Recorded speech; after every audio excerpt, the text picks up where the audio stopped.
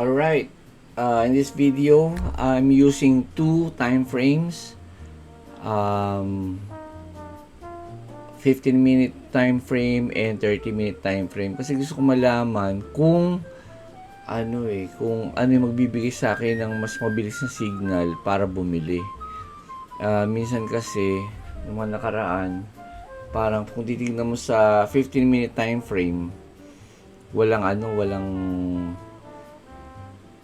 signal. Pero pagdating sa 30-minute time frame, may signal na pwede na akong bumili.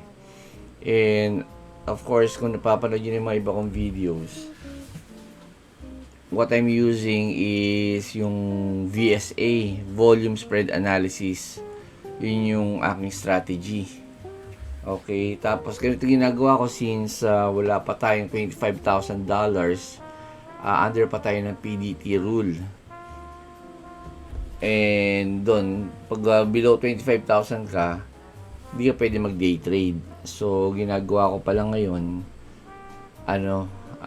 bumibili ako ngayon sa end of the day, then binebenta ko siya the following day sa ATO or at the open ng market.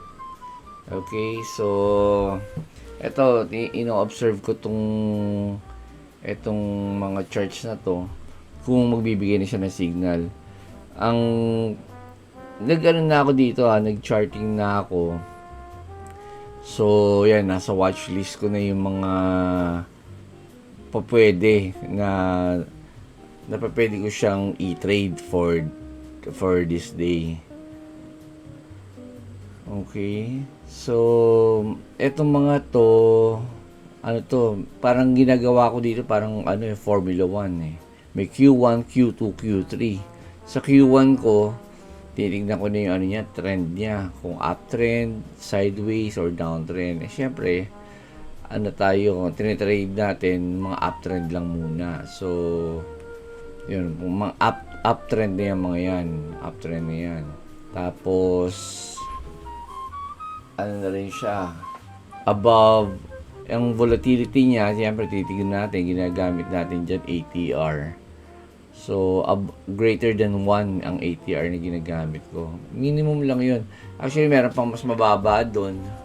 Pero, at saka yung mataas doon, merong mga ATR na 2, 3. So, pag mga ganun kasi, ma-pressure ng mga stocks na mga nasa $100, $300. Ganun na. Ito, mga stocks na to na below, $50. Okay, so yan, itong Baxter. Actually, nirecord ko itong video na to, walang audio dahil yung mic hindi pala nakasaksak maigi. Kaya ito, I'm just narrating kung ano yung nakikita natin sa video ngayon. So, sa left side, yun yung 15 minute. Sa right side, yan yung 30 minute. Okay, so iniisa-isa ko yung nasa watchlist ko, like AEM, ARWR, BAX, BITB. Yan, iniisa-isa ko siya. Okay, so magpa-fast forward na lang tayo. Hindi na natin uubusin yung buong 30 minutes. So mag-fast forward tayo na tayo sa bandang ending kasi dun yung medyo matindi-tindi. Dahil tumatiming na tayo doon, tsaka bumibili na tayo ng time na yon.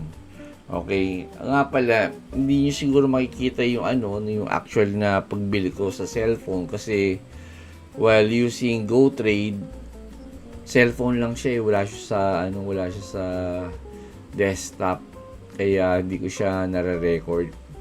Parang nagte-trade ako so hindi ko siya magawa all at the same time na nire-record ko yung sa cellphone, at the same time nire-record ko itong nasa laptop. Ganon. Okay, so I hope we can learn something from this. So, ikakat ko na muna siya, then pumunta na tayo sa mga kumbaga sa basketball, last 2 minutes. Okay? Time natin ngayon, kung nakita niyo sa monitor, is 4:23 AM. Yun. Pupunta na tayo sa mga nasa 5:30. sa States kasi, ang time natin dapat doon nasa ano, tingnan nyo. Tingnan nyo sa ano, 15, ibig sabihin 3 o'clock, yan, 3:23 a.m. 3:23 a.m. Yan. Tingnan nyo sa bandang baba. Okay?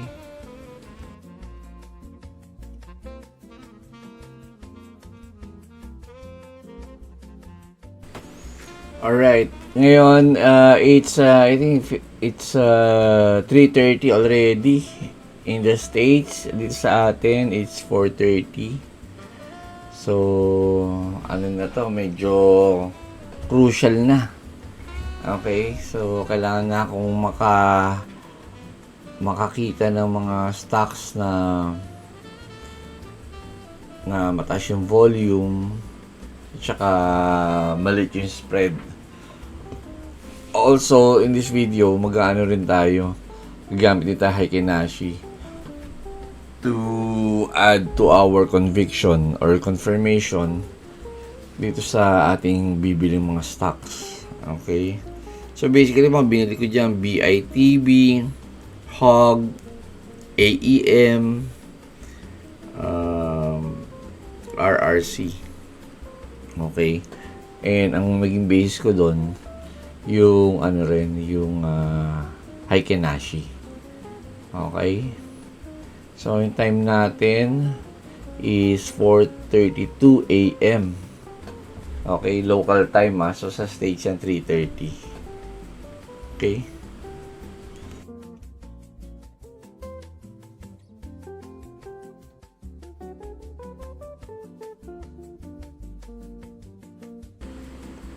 Okay, ito fast forward ko na para medyo to save us some time.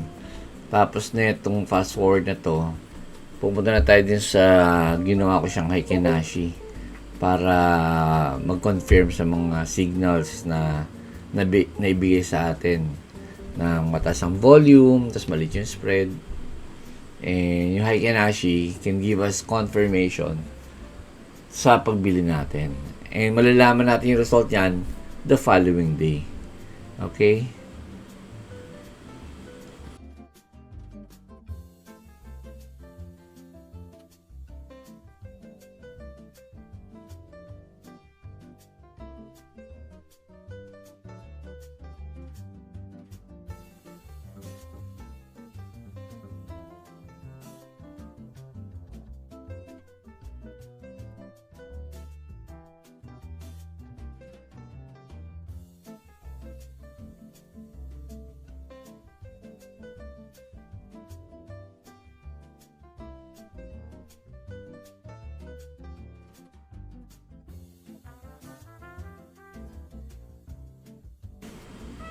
Ayan, ito na, gumamit na tayo Heikin Ashi.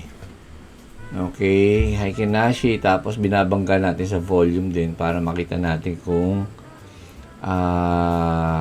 worth it bilhin tong mga stocks na to. And again guys, take note, 15-minute time frame tsaka 30-minute time frame. Yan, tinitignan natin kung alin dyan yung magbibigay sa atin na mas malinaw na signal kung dapat ba natin, kung magfa-fall ba siya sa ating strategy. Okay? Bali, ang ina-expect kasi natin, yung bibili tayo ngayon, bibenta natin bukas. Kasi bukas mag-gap up siya. So, yun yung nahanap natin.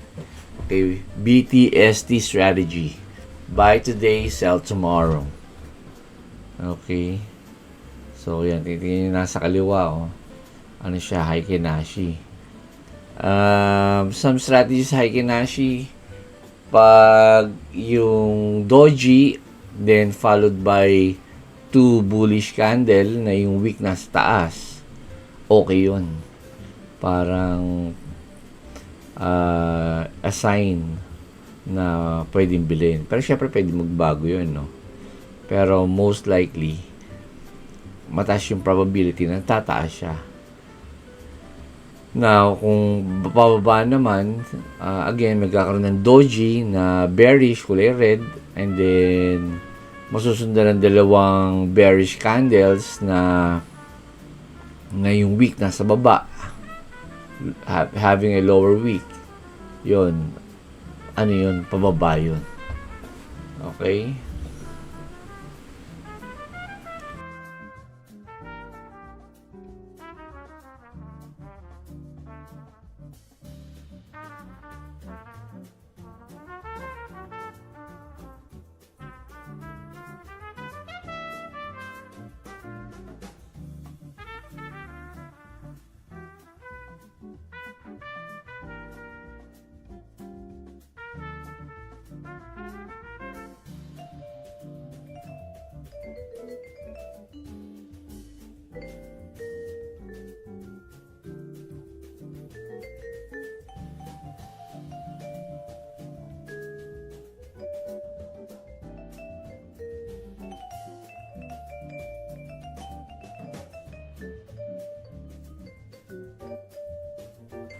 Okay, dito sa part na to, nakabili na ako ng stocks na to kasi ano 10 minutes left sa stocks.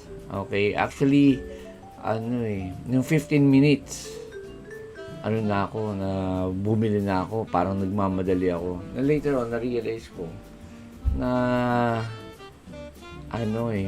plenty of time pa. Kasi nung una, parang feeling ko mabagal pa ako pumindot-pindot. And then, yung ating brokers, ngayon, medyo sinsanay na tayo. Medyo mabilis ko siya na-execute. Okay. Nung isang araw, may na-miss ako. Akala ko pumasok ng order sa IBKR kong broker. Hindi pala. Kasi naka-limit order siya. Okay, so okay lang yun. So ngayon I make it a point na pumasok ng mga orders ko. So bumili ako ulit sa using GoTrade, BITB, HOG, AEM, and RRC. Okay, nagpahabol pa ako CCJ sa yung sa IBKR account ko. Okay, ko na lang yung screenshot ko na sa bandang huli. So, yun lang. Tignan natin yung resulta bukas kung ano nangyari dito. Okay, so i-fast forward ko na lang din uli, and then if you have any questions, feel free to write it in the comment section below, and let's discuss. Okay, again, I'm using GoTrade and iTrade. Okay, marami sa GoTrade groups, sila more on sa dividend, long-term investment. Yun, so tayo gusto natin yung maliit nating account, palakihin natin.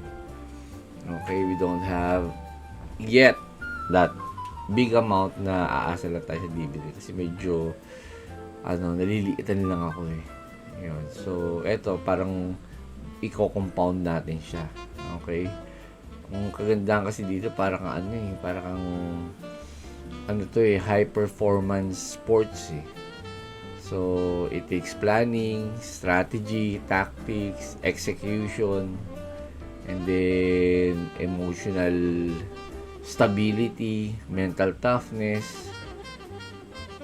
Ayan, napakaganda na itong trading na ito. I hope na yung mga friends ko and kayo dyan sa labas na matuto din kayo mag-trade. And hindi ito shortcut. Hindi ito yung parang madaming ganun. Turo ba naman ako niyan? Na parang maglalaro ka lang ng games. Hindi. Para pag ikaw ba may namit kang nagko-code yung code sa computer, yung mga IT, pwede mo sabihin, turuan mo nga ako mag-IT. Hindi siya ganun. O kaya mga doktor, turuan mo nga ako maging doktor. Paano ba yan? Ganun. Hindi pa pwedeng ganun. mali yung press release ng mga sa ads kasi gusto nila magkaroon ng mga maraming subscriber sa kanila.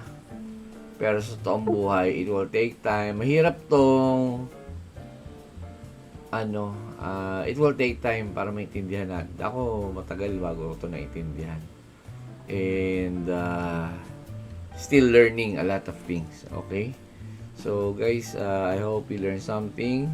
You can join me in my journey in growing as a trader and growing my small account with Go Trade and Interactive Brokers.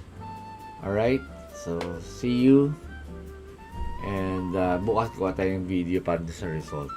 Okay, so kung nagustuhan nyo, please, you know the drill. Okay, bye.